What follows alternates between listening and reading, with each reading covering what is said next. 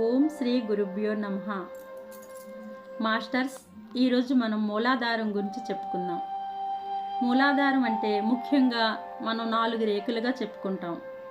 ఇక్కడ 4 రేకులంటే 4 అతి శక్తివంతమైన నాడులు.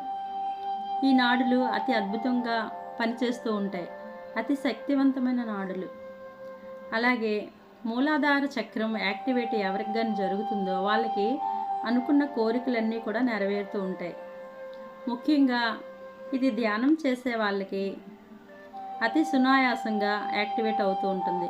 వాళ్ళ అవసరాలు, వాళ్ళకి కావలసినవన్నీ కూడా అతి సులువుగా లభిస్తూ ఉంటుంది. ఈ నాడులకి మనం కనెక్ట్ అయినప్పుడు మనం అనుకున్నవన్నీ కూడా సాధ్యమవుతూ ఉంటాయి. అంటే మనం ఏదైనా కోరుకుంటాం కదండి, కొన్ని నీడ్స్ ఉంటాయి. ఆ నీడ్స్ అన్నీ కూడా చాలా ఈజీగా సఫలీకృతం అవుతూ ఉంటాయి. మూలాధారం యాక్టివేట్ అవ్వాలంటే ముఖ్యంగా ధ్యానం చేసే వాళ్ళకి అతి సులువుగా యాక్టివేట్ అవుతూ ఉంటుంది. అలాగే శాకాహారం ధ్యానం చేయటం వలన ఈ మూలాధారం చాలా సులువుగా యాక్టివేట్ జరుగుతూ ఉంటుంది. అనుకున్నవన్నీ కూడా ఫుల్ఫిల్ అవుతూ ఉంటాయి.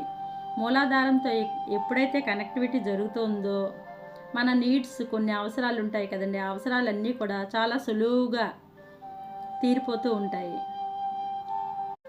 ధ్యానము, శాకాహారం వలన ఈ నాడుల యాక్టివిటీ చాలా తొందరగా జరిగిపోతూ ఉంటుంది. ధ్యానం సర్వరోగ నివారిణి, ధ్యానం సకల భోగకారిణి.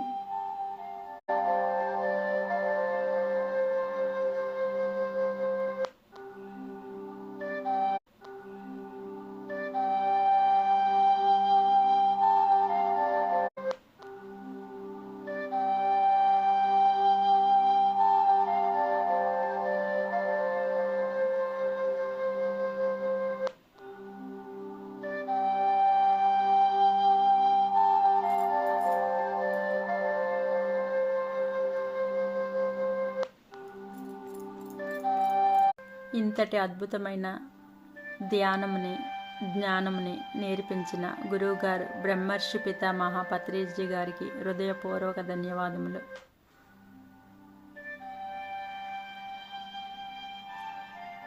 అలాగే ఈ విశ్వానికి కూడా కృతజ్ఞతలు తెలుపుకుంటున్నాను.